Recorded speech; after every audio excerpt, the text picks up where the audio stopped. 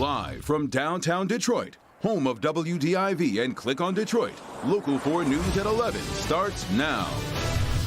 A defining moment for Ford and the auto industry. Ford unveiling the new electric F-150 Lightning in an impressive display at its world headquarters. We're going to take you there live. Tim.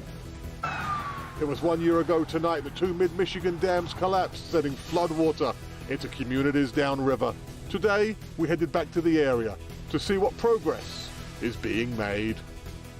Okay, Tim, but we begin with a family trying to come to terms with the death of a young father shot and killed by a 12-year-old boy. His family says the 26-year-old was trying to intervene in a fight when the boy grabbed a gun. Devontae Relford was shot outside a home on Detroit's west side this weekend. The father of two died at the hospital. Victor Williams has been speaking with his family. Victor. Well, it was just yesterday that we had to deal with the news that it was a 12-year-old that was charged with this man's death.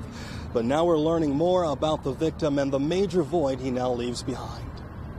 He had an heart to go. He was sweet. He didn't do anything. You call him, he was there. 3 long days have passed since 26-year-old Devontae Relford was tragically killed in a home on Mark Twain Sunday night. His sister Brittany and other family members are still trying to come to terms with his untimely death. We can't. We lost a rock. The person accused of pulling the trigger during a heated physical altercation is a 12-year-old. Brittany says Devontae was trying to protect his younger sibling who was in a fight with her ex.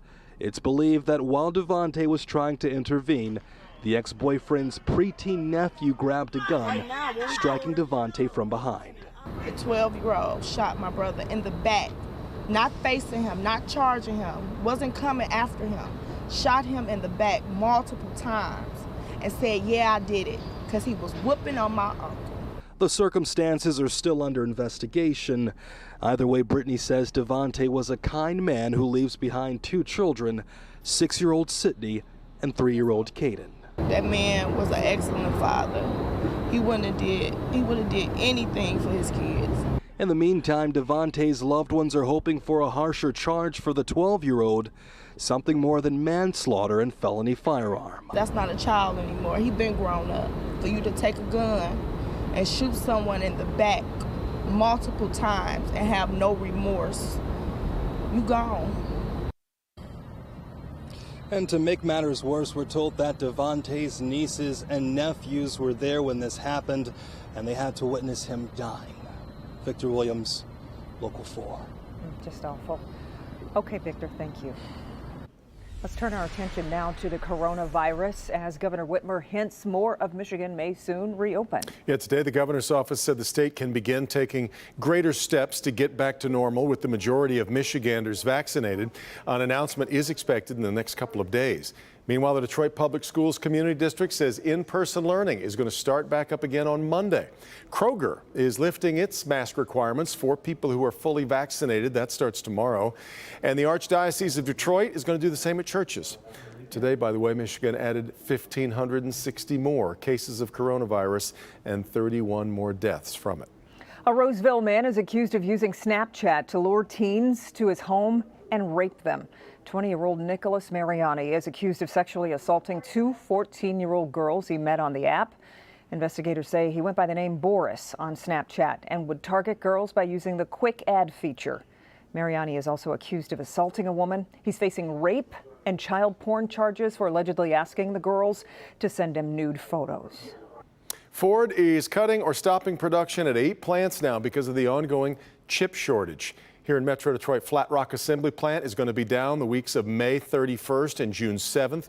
The Dearborn Truck Plant will be down those same 2 weeks, but also on a reduced schedule the week of June 14th.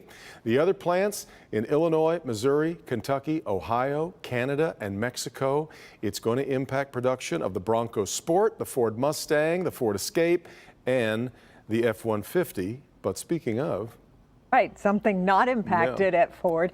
The excitement surrounding the unveiling of the company's first electric pickup truck. Some kind of scene tonight at Ford World Headquarters in Dearborn as the new Ford F-150 Lightning debuted in front of a crowd of special guests that included our Jason Colthorpe, who joins us there live tonight. That was some kind of show, Jason. Well, Devin, I got to tell you, it's nights like this that remind me why Rod Maloney loves the automotive beat so much. What a show out here. What a production. I mean, the lights and, just using Ford HQ as your projection screen back there. But they touted this as its smartest, most innovative technology in a vehicle yet for a clean future. And the primetime unveiling tonight did not disappoint.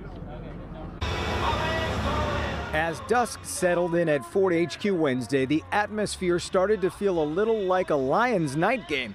Tailgating in the parking lot with special guests who were mostly employees and dealership owners. And when it was just dark enough, the lights came up, bringing attention to Ford's next big splash in the electric vehicle market. The all-electric F-150 Lightning.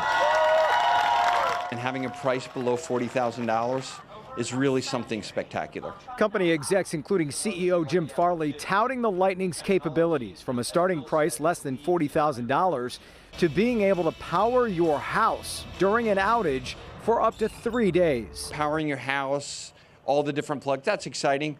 But when you stomp on that accelerator and when you drive with the independent rear suspension, the standard four-wheel drive, the battery's low, the 0 to 60 in 4 seconds, I mean, that's going to put a smile on everyone's face. And so will that starting price. Let's go back to that. I mean, it starts below $40,000, and that's before you factor in the federal and local tax breaks that come with this.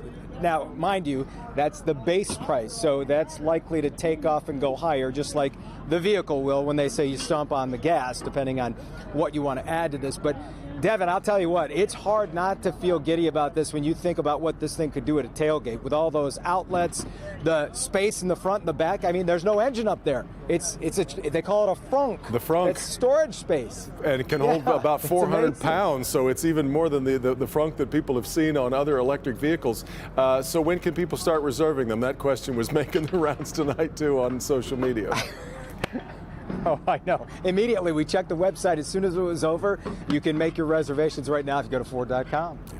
Yeah. And boy, the production team, I don't know what their plans were if it rained, but thank goodness it didn't, because that was really amazing to watch on a beautiful night tonight. Really something. All right, Jason.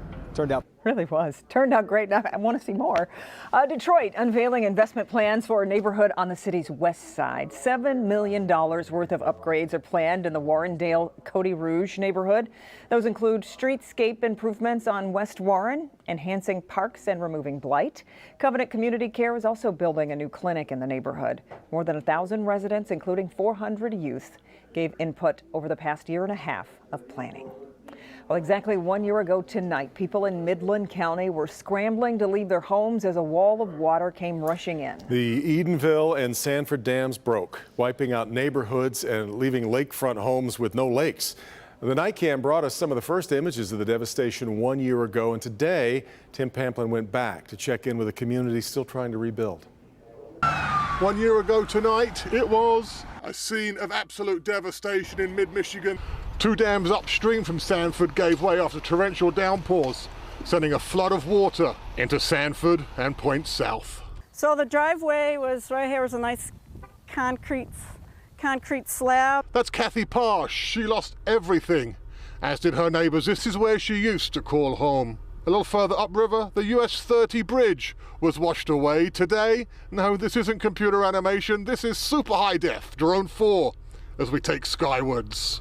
But for many residents, the bridges are fancy, but there's something still missing. We want the lake back, you know. I'll fix my just get the lake back. The state says they have a 5-year plan to get these lakes full again, but there's much work to be done in the next 5 years as we go flying over the Sanford Dam with drone 4. The residents here nervously watch the weather reports. Any big storms could send torrential water back through these broken levees. The spillways have been washed away, the water cutting its own course. And then late this afternoon, the community coming together for a unity walk. Sanford Strongs means that our community all came together at a time of need. And a dedication for the war memorial that was washed away 1 year ago. It says a lot about community. It does. We are Sanford Strong. You will not put us down. That is for Scene Today in mid-Michigan. Tim Pamplin, Local 4. Wow, so much in a year. Coming up, he is spending the night in a bomb shelter. Michigan Supreme Court Justice Richard Bernstein tells us what it's like to be working in Israel right now in the middle of a war zone. Also, a UPS driver stops a violent attack on a teen by using a package to help save the boy's life. Here comes Ben. Devin, we have not even made it to Memorial Day yet, but the next several days will have a distinctly 4th of July feel. The heat is definitely on. We'll see how hot it's going to get next. Hey, Ben, thank you. But first, the House passes a plan to investigate the January 6th insurrection at the U.S. Capitol. How Michigan's representatives voted next.